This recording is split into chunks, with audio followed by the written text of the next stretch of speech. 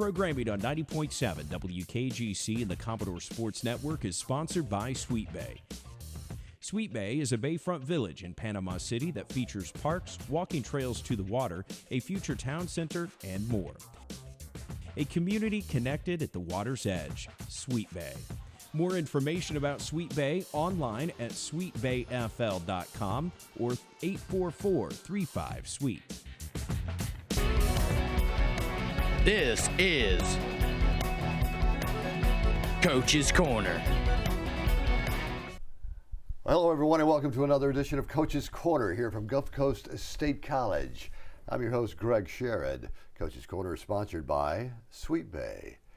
And with us each week, of course, the head coach of the Lady Commodores, Gulf Coast State College, is Scott Thomas. Hey, Scott. Greg, how you doing, man? I'm okay, man. Good. I got through Mardi Gras and all that jazz, and here we are. There you go. February was going by. Yeah, it is, absolutely. Sweeping by. Dig the Gulf Coast, pull over, and go. Thanks. I like that. I won blue and gold at high school and in college at East Tennessee State. So now here it's very comfortable on me. There you go. Big closet full of blue and gold from years right. past.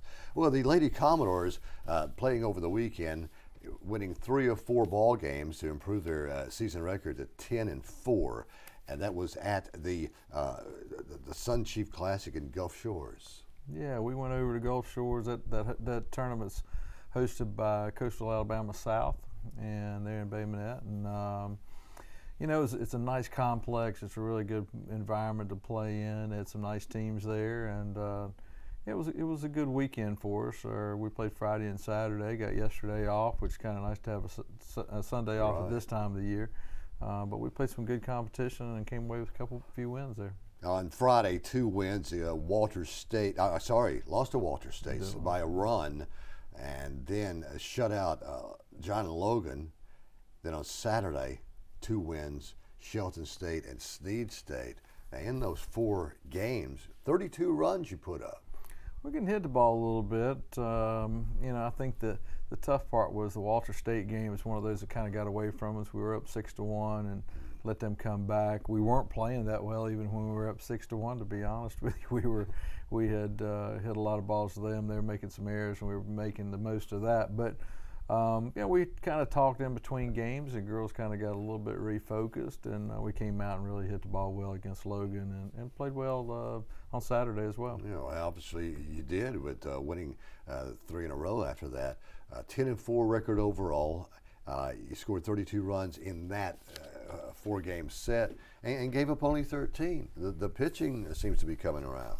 Pitch is doing well. I think some of the positives were, when you get away from the Walter State game where we just didn't finish things well as a team, get away from that game, and I thought we threw the ball well against Logan. I thought probably one of the more interesting games is when we played Shelton State because Brittany Krausen was throwing pretty well, and she had a tough inning, gave up a couple home runs, and you're kind of like, okay, we really want her to get through this game. We want to get her to finish the game.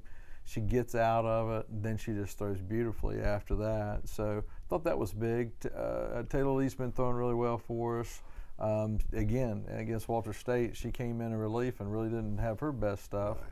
So we don't take care of business there. But then I thought her next 2 outings, she threw really well and threw well against Snead. A lot of folks sometimes will think, as opposed to baseball, when it comes to pitching, on starting pitchers and days rest in between before you pitch again, but it's a little bit different in softball. Yeah. It all depends on the player. A lot of times there's a physical piece to that player, whether they can go, pitch every game. I mean, back in the day, I've seen pitchers that were throwing, 30, 40 games a year, and that's all they had. But we don't like to do that anymore. We know that there's some wear and tear on pitchers as well, even with the underhand motion. They always say that the underhand motion is easier than the baseball throwing motion overhand.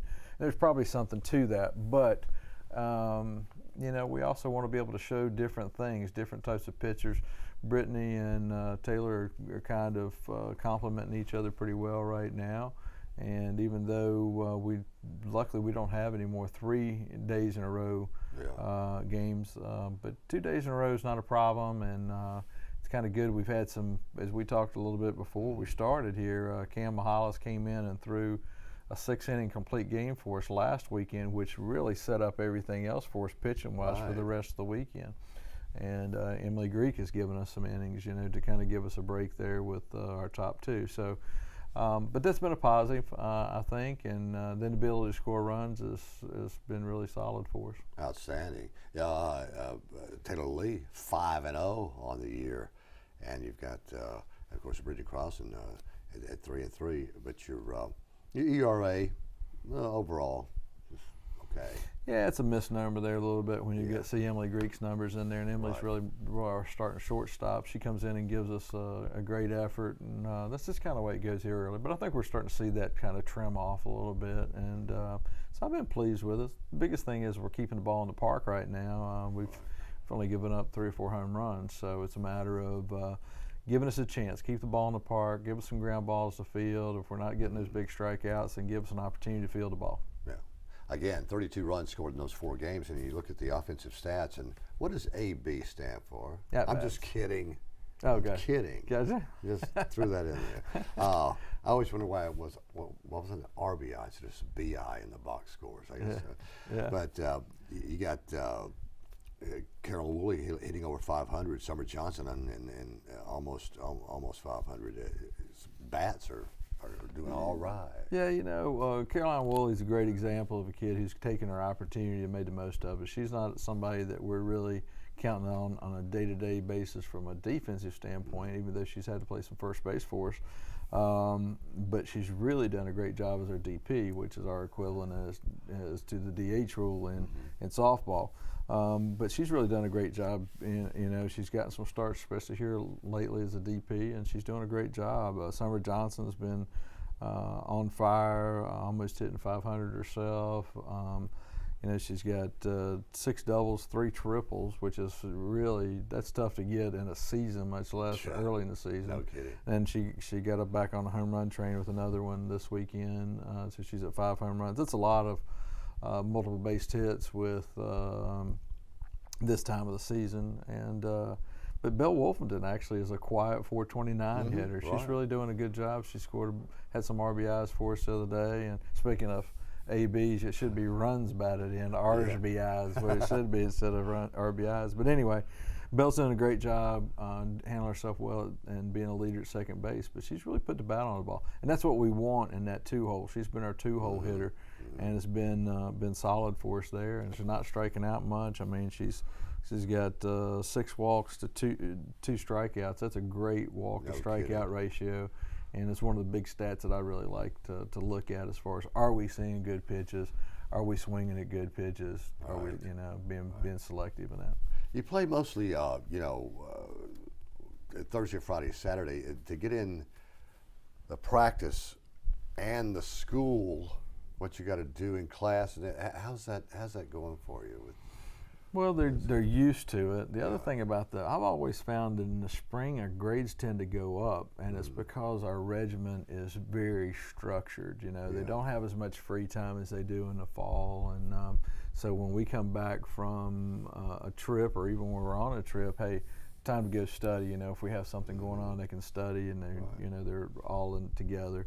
But it's just a matter of time management and making sure that they're doing the right things. And at the junior college level, we have some smart kids, but I think sometimes you're coming in with kids that are still trying to prove themselves academically and get better. Right. And so we really have to make sure that we're paying attention to everybody, giving everybody the amount of time they need to succeed. And sometimes that means you miss practice a little bit, for a class or something. And that happens from time to time, but we try not to spare on the field for off the field things, or vice versa. We don't want to be screwing up off the field because we're doing something on the field. So it's a balance of time. Well put, well explained, to put that in perspective. Now, coming up, the Lady Commodores will head to Longwood, Florida, in the Seminole State Tournament. You got some impressive ball clubs here you'll be facing on Saturday and Sunday. Seminole State, St. Johns River, Indian River, Central Florida. Yeah, three nationally ranked teams. I think right now Indian River and Central Florida are both in the top 10. I think Seminole State is 20, I think. Mm-hmm. Yeah, we got our hands full. And St. Johns River, I'm sure, is going to be a solid squad. I don't know that much about them, but I'm starting to gather that information actually this morning. But we do have our hands full, and that makes us better later on. We talked about that, playing that tougher schedule. So I think it's going to be good for us.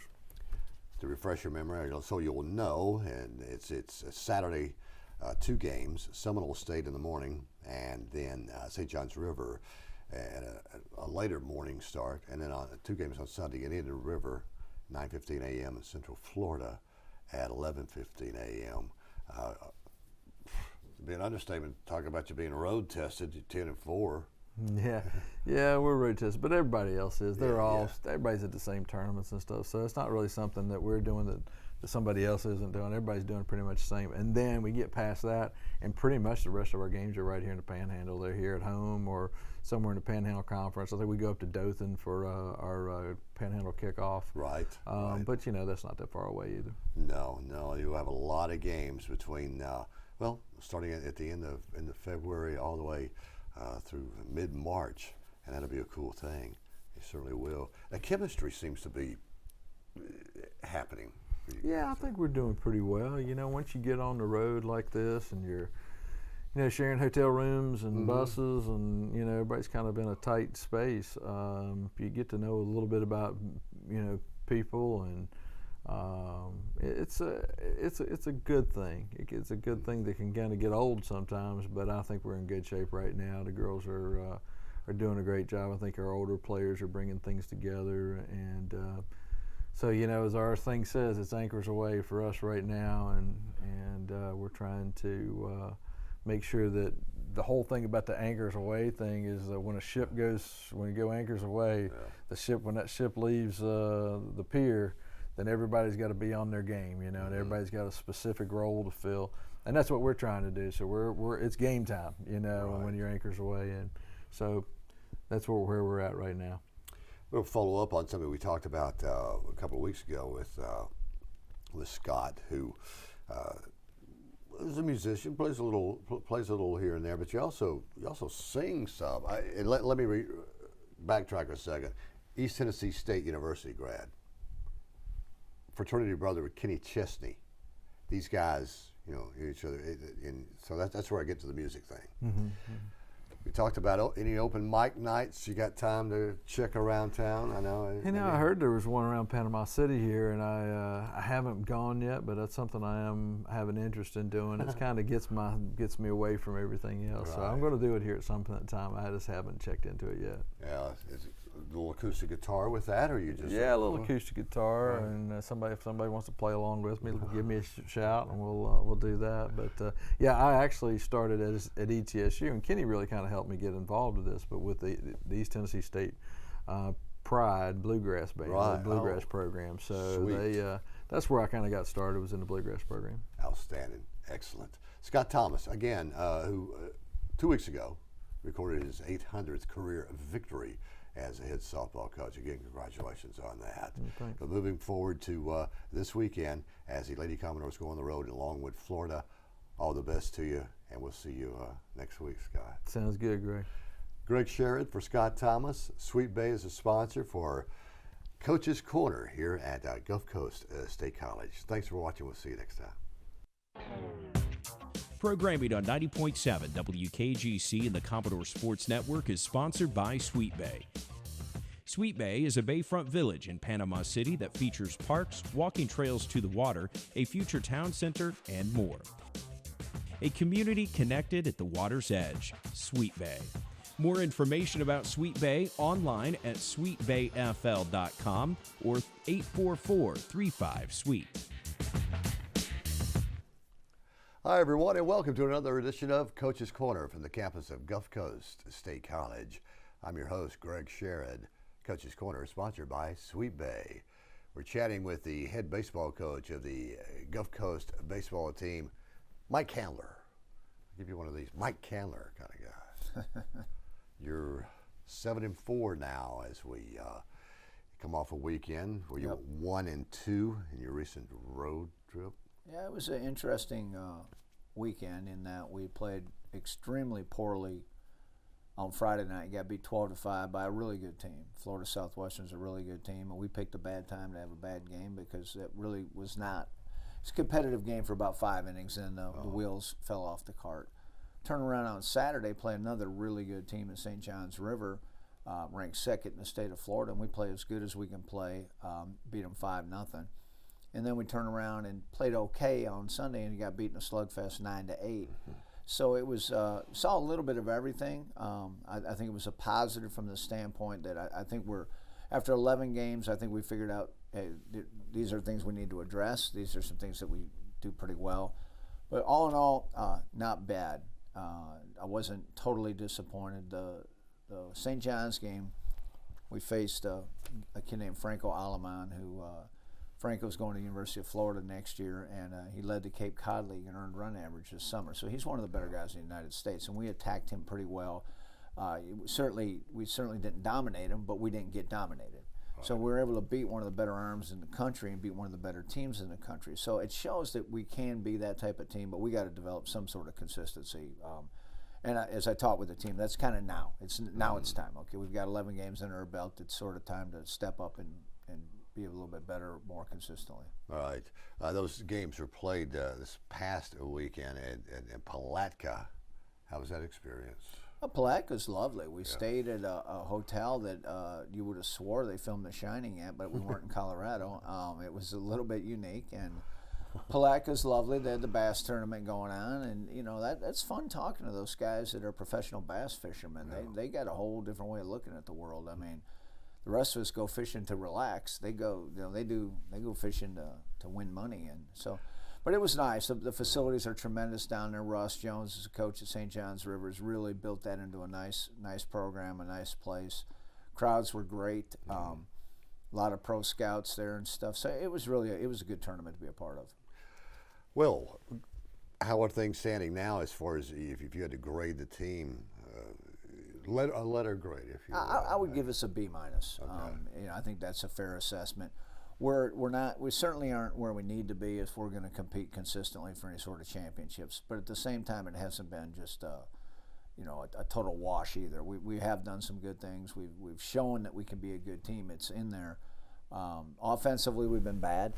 We did show some signs down in Palatka of coming to life, but that has to improve. And then defensively, it's been hot and cold. And pitching for the most part has been good, although we didn't pitch nearly as well on Sunday against Pasco Hernando. So a B- is probably fair, but we're going to have to work. We got to get better. So. Right, and it's getting late February, where did the season go, or at least a month anyway. Sure. But you'll be, rolling into the Panhandle Conference schedule sometime in March. Mm-hmm. Now, I wanted to follow up from last week when we were chatting. We ran out a little bit of time, but we were talking about baseball movies. Correct. And I think I hit you with Major League or Bull Durham. Right. All right. But you got into a Major League thing where you were at the time living in Wisconsin. Correct. And was going to be an extra. Yeah, well, people think that because it was the Cleveland Indians, they filmed it in Cleveland, but they actually filmed all those big league scenes in Milwaukee County Stadium. Yeah. Because the Brewers were out of town for 2 weeks. So they filmed it there, and so I had that opportunity, but again, I overslept or something. I don't know. I don't think I would have got cut because there were some friends of mine that made the movie. They're in the movie, and I don't think they were better players or actors than I was. So I think I could have made it, but I'll never know. I could have been somebody. I could have been a contender, but I didn't get there. So. But you ended up playing on the West Coast. Coaching at UC San Diego. And I had 2 guys out there that were in the dang movie as well. So I mean, that movie's just filled with people that I coached. Like I said, Dave Liegerman was the guy that he's going like this to Willie Mays Hayes when he came up short on the slide. Right. That was our second baseman at UC San Diego. I had a guy named Ted White that played first base in the movie. A guy that I played summer ball with for 3 years named Dan Winnuck is the third baseman that's running in. When he lays down the bunt, he kind of he gives the explicative. Sure. And that guy's the guy that and Dan Winnuck, he was a good player. He might have made that play. You can see in the actions in the movie that he does it on the run. He does it all right and all that sort of stuff. So like Jim Bathy, that played center field with me, was a center fielder for our team when I was in college. He goes up, he's the A center fielder in the movie. He's going up trying to rob a home run. So it's just a lot of different kind of neat things that, in hindsight, that's a mistake. I wish I could have been part of it, but like I said. Well, since then you've set the alarm clock. Yeah, I bought one. For bought one in the first place. Right. But speaking of people that have been in movies that we know of, sure, as a guy that played JUCO ball here, right, and was in a great Kevin Costner film, For the Love of the Game. Yes. And the guy's name is he was a center fielder here years ago, Michael Papajohn. Yeah, Michael Papajohn played here for Coach Frazier in the 80s, and after he played here, he played at LSU, was on Skip Bertman's first World Series team. And as the story I've been told from Papajohn, how he got into the acting business was that he was at LSU finishing up school, needed some money. They were filming a movie called Everybody's All-American, starring Dennis Quaid. Well, they needed extras. Well, Papajohn was a good high school football player, so he said, I can go do that. And I guess he went out there and shot a bunch of scenes, got tackled extremely hard, got his body abused. They paid him for it. He says, hey, I can go to Hollywood and be a stuntman. He, among other things that that are to his acting credit, he actually did all of the stunt scenes for The Waterboy, for Adam Sandler. So anyway, he's been in a bunch of movies. He's now a bona fide Hollywood actor, and he wanted to get into this Kevin Costner film. Right. Well, the baseball consultant on the film was Augie Garrido, the famous coach who passed away last year. So they had Coach Garrido we got to make this authentic. We can't have a baseball movie and not have actual baseball scenes. So we need a baseball guy can't just have a film director. So Garrido was doing that. Papajohn knew that Garrido was doing it, so he called Skip Bertman, who's great friends with Garrido, and Bertman says, you got to get Papajohn in this movie. So he plays, I don't know the name, I can't remember, but he plays the part of the young superstar for the Yankees, who is the big challenge for Costner to continue with the perfect game on. Right, so, yeah, pretty neat story to have a former Commodore who's made it big in Hollywood, and then he's also part of a couple of really cool sports movies, or three for sure, I guess, if you count The Waterboy as a sports movie, which, I'm not sure Henry Winkler really, I don't know if the Fonz could really coach, but, they pulled it off. But, this guy, he came in to pitch in. He was going to break up the perfect game. So, I mean, it's kind of a neat thing just to hear and to talk with Michael Papajohn. He still stays in touch. One of our players, it was kind of funny, who came in on a recruiting trip last summer, his mother is a professional actress and does acting. So I asked the kid, do you like acting? No, I don't like acting. Well, do you like movies? And you got to talk to these kids about something on a recruiting trip. Yeah, well, what's your favorite movie? I said, well, actually, it's The Waterboy. I said, hang on. I called Papajohn on the phone. I said, you like The Waterboy? You're talking to The Waterboy. And he said, Adam Sandler? I said, no, the guy that actually did the shots. And Papajohn actually sold the kid on why he should come to Gulf Coast. But all of it was tied into that the kid liked The Waterboy. The kid's name's Max Ryerson. He actually hit 2 home runs this weekend down in Palatka. So, some things just have a way of working out. They do, and Papajohn from Birmingham, Alabama, but played here in the 80s, as Mike said, as center fielder. He's gone on to this, the what they say at Gulf Coast, start here, go anywhere. And that's the truth. So it happens. He's actually came back a few years ago and talked with all our athletes about following your dreams and stuff like that. It was really a motivational speech. So he contributed quite a bit of stuff for the hurricane relief effort over. He's done some stuff. I mean, he stays in touch. Outstanding. One more movie thing. We've started talking about, now we could do all 14 minutes here on this, but just one. 61, Billy Crystal's movie. That's like up there with me. Well, it's a tremendous movie, and it really gives you maybe how difficult that was for Maris and Mantle, and how people absolutely did not want that record beaten. Right. They didn't want Babe Ruth's record to be beaten. Right. Maris was not treated. I mean, it was Mantle. I think if he'd have broken it, people would have accepted it. But Maris was an outsider for whatever reason. He was actually seemed to be a pretty good guy and all that sort of thing. So you get into all that. But what's really neat about it to me is how baseball was woven into the the fabric of our society back then. That people like Billy Crystal, these famous actors or whatever, baseball was a big deal to them. And Billy Crystal's a dang baseball historian and a Yankee a true Yankee fan. Right. So what you could tell the passion that they put into that movie. It's one of the best movies. That might be the most authentic, best sports movie that's been made to me. Yeah, it's just outstanding. I mean, Barry Pepper is Maris. He was Maris, you know. But thinking of the actual facts and stuff like that. And the press in those days. I mean, that's all they had. The Mets weren't there yet. Right. And so they had 12 newspapers converging on your locker room, and they didn't have a guy that could come out and set up a post-game press conference. They hit you right there. And, the locker. So, yeah, I mean, it's just kind of, you know, interesting how baseball, to me, is in all different, you know, areas. You know, it touches a lot of people, and I think it always has, and I think it always will. I mean, you got Jerry Seinfeld commenting on Twitter about the Astros cheating scandal. I mean, stuff like that. It's just kind of, it means a lot to a lot of people. Absolutely. And getting back to the Commodores now, even though we could do more movies, I just thought of Ford went right through my.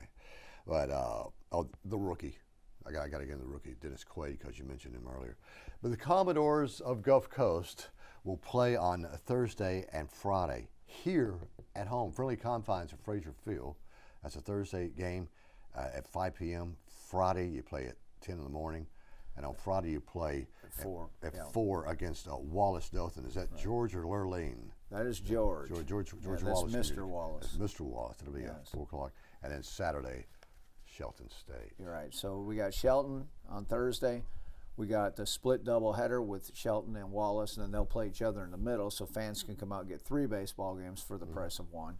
And then we got Shelton on Saturday. Saturday's a big day here at Gulf Coast. We got baseball playing at home, and then the men's and women's basketball take on Tallahassee in some games that are, you know, we could be playing for conference championships on that day. So it'll be the last home game of the year for basketball. So there's a lot going on out here for local people if they want to come out and take in some sports. Yeah, really good stuff too. Parking lot filling up. Speaking of that, just drive in. Frazier Field looks great. Oh, our grounds crew has just done an unbelievable job. Step Robinson he's got that thing. It might be the best the grass has ever looked. Everybody that drives by from side of the road, people that I see, they wonder what the heck he's done out there. I said, I don't know, but it looks good. It's playing well. It's very, very. I've always been, I guess I'm biased, but I've always really been partial to Frazier Field. I just think it's a great ballpark. It really is. It's got some character. It's an interesting place to play. Wind's going to blow. You don't know which way. Everybody thinks it blows out every day. Everybody but our hitters. They don't seem to think that. So it's a fun park to watch games at, and it's a pretty neat deal. Get out and support the Commodores again. First game Thursday against Shelton State at 5 p.m. For Mike Kandler, I'm Greg Sherrod. It's always a pleasure. Always a pleasure. Just keep going. Just keep going on. Got to keep the grind, Greg. Right, absolutely. Yep. Coach's Corner brought to you by Sweet Bay, and we will see you next week.